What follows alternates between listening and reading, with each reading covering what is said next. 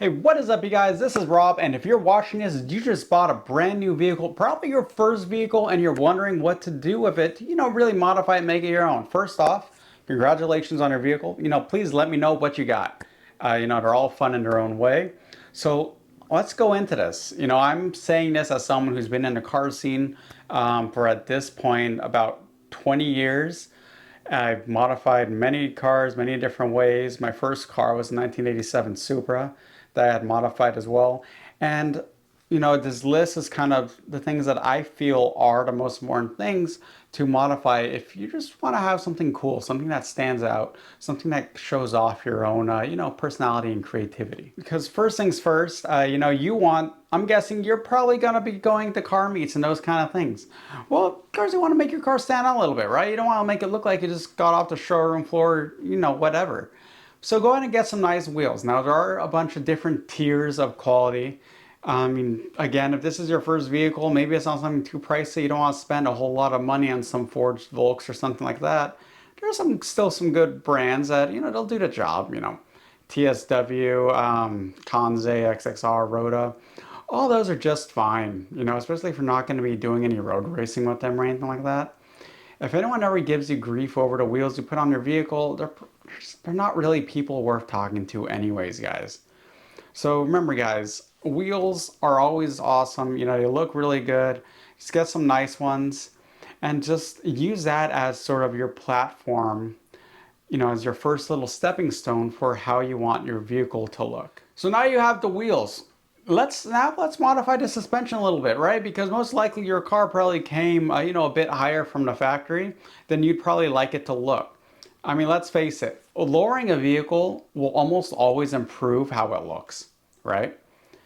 Look at any car out there that's modified, they're not on the stock suspension because it just looks nicer when they're lowered. Yeah, it can make dropping a bit of a pain, so you really have to consider how low you want to put it, but car plus wheels plus lowered, that's already a pretty good combination for something that's going to look really nice, right? I mean, just look into it. There are different ways you could do a full shock and spring setup, coilovers, airbags, lower it however way you want, guys. Every way has its own pros and cons, but you will not regret doing that because, again, a lowered car, with some nice wheels will always just look phenomenal. Here is one I don't see talked about too often, and that is tinting your vehicle. All right, in the same way I said every vehicle looks nicer with, some nice wheels and lowered, tint also. Get rid of the fishbowl effect, put some nice dark, window tint, and it does improve the look of the vehicle quite a bit as well. And in some cases, it will enhance it quite a bit, especially if you have, for example, a black car. Then the tinted windows definitely goes super well with it. But like I said, it pretty much goes well with everything. Every vehicle I've owned, I tinted the windows within 2 or 3 weeks of owning it because it just looks so much better, and it does have the additional protection it offers, in terms of blocking some harmful UV rays from harming your vehicle's interior. So definitely look into tinting it, but do also keep in mind, your own state's, vehicle tinting laws. Interior.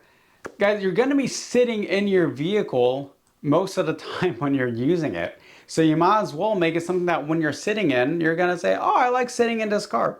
When I say interior, it could be a variety of things. You want to draw on some cool carbon fiber applications, carbon fiber emblems, those kind of things. Go nuts, guys. It's your vehicle. If anyone ever gives you any grief about it, again, they're not people you want to be talking to anyways. Some of the things I usually recommend doing are, if you have a manual, or you could do automatic too, change out the shift knob, right? That's something you're always going to be touching, so you might as well, change that out. Your steering wheel, guys. You interact the most with your steering wheel every single day with your vehicle. Get a nice steering wheel with some nice thumb bolsters, something that looks cool, and it will really enhance, how much you enjoy the car. All right, I've seen some really cool things people are doing with the interiors. For example, they'll do the Star Night LEDs and in the ceiling.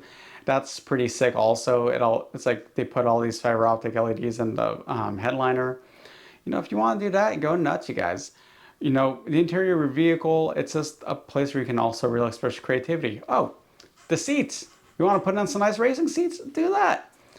Guys, I highly recommend doing that. But I do recommend doing those first 3 things I recommended first, tint, lower, and wheels.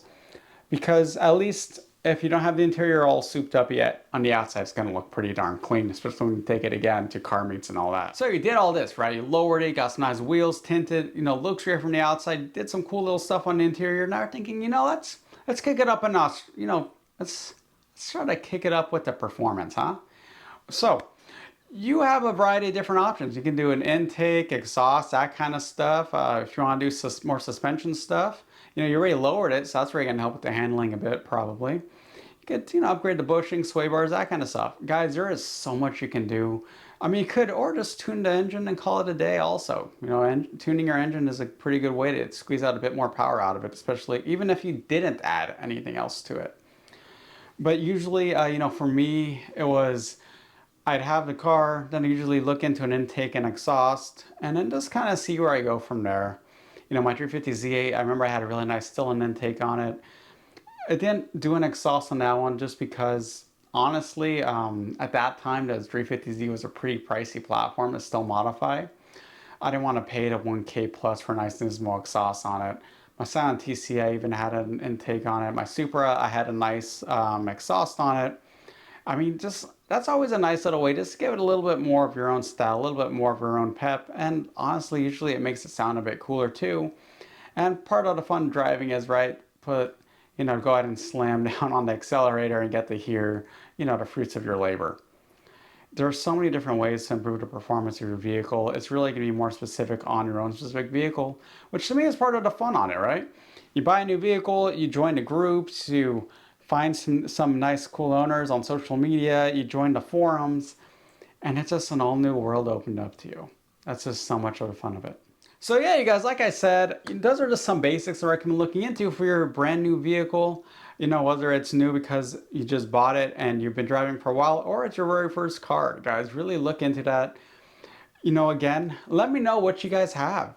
I like to use my videos as a sort of discussion hub rather than just giving out information. So whatever you guys bought, let me know. Let me know what you have, what modifications you've done, what modifications you recommend, don't recommend. Give me some of your guys' input, you guys, right? Again, I want to foster some discussion. So with that, guys, this is Rob, and have a good one.